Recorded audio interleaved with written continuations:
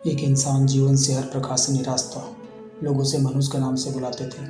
एक ज्ञानी पंडित उसे बताया कि तेरी किस्मत वाला पहाड़ पर सोया हुआ है, तो उसे जाकर जगा ले तो भाग्य तेरे साथ हो जाएगा। बस फिर क्या था, मनुष्य अपना सोया भाग्य जगाने चल पड़ा। रास्ते में जंगल पड़ा तो एक शेर उसे खाने के लिए लपका। मनुष्य बोला, भाई मुझे मत खाओ, मैं अपना सोया किस्मत जगाने जा रहा हूँ। शेर ने कहा कि तुम्हारा किस्मत जाग जाए तो मेरी एक समस्या है, उसका समाधान पूछ लाना।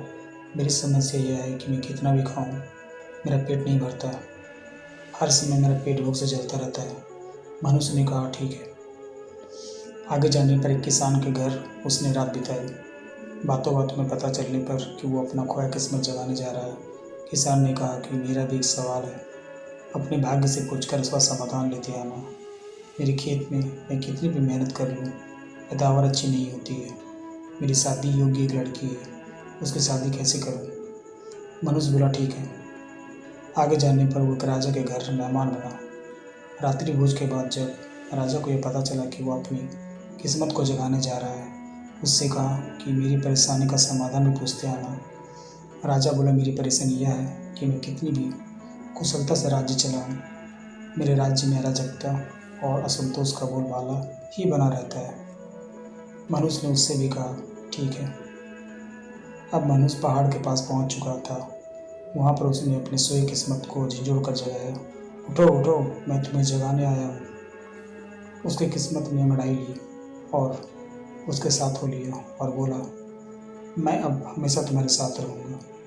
अब वह मनुष्य नहीं रह गया था, बल्कि भाग्यशाली इंसान बन चुका था और अपनी किस्मत के जरिए वो सारे सवाल का जवाब जानता था। वापसी यात्रा में वह उसी राजा का मेहमान बन गया था और राजा की परेशानी का हल बताते हुए बोला, तुम एक स्त्री हो और पुरुष वेश में रहकर राजकाज संभालती हो, इसलिए राज्य में अराजकता का बोलबाला है। तुम किसी योग्य पुरुष के साथ शादी कर लो, दोनों मिलकर राज्यभार संभालो तो तुम्हारे राज्य में शांति स्थापित हो जाएगी। रानी बोली, तुम मुझसे शादी कर लो और रह जाओ। भाग्यशाली बन चुका मनुष्य से इनकार करते हुए बोला, नहीं नहीं, मेरा किस्मत जाग चुका है, तुम किसी और से शादी कर लो। तब रानी ने अपने मंत्री से शादी कर ली और सुखी से राज्य चलाने लगी।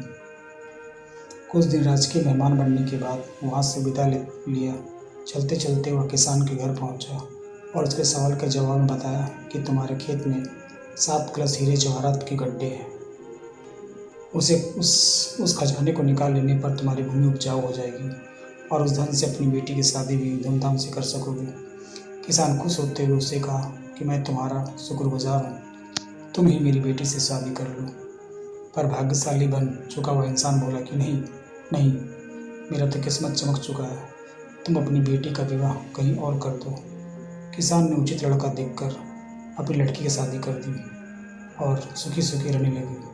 कुछ दिन किसान की मेहमान नवाजी भोगने के बाद वो जंगल में पहुंचा और शेर को उसकी समस्या का समाधान बताते हुए कहा कि यदि तुम किसी बड़े मूर्ख को खा लोगे तो तुम्हारी भूख शांत हो जाएगी। शेर ने उसकी बड़ी आवभगत की और यात्रा का बुरा हाल जाना। सारी बात पता चलने के बाद शेर ने कहा कि भाग्य उदय होने के बाद इतने अच्छे और बड़े 2 मौके गंवाने वाले ए इंसान, तुझसे बड़ा मूर्ख कौन होगा? तुझे खाकर मेरा भूख शांत होगी। और इस तरह वो इंसान शेर का शिकार बनकर मृत्यु को प्राप्त हुआ। Thank you.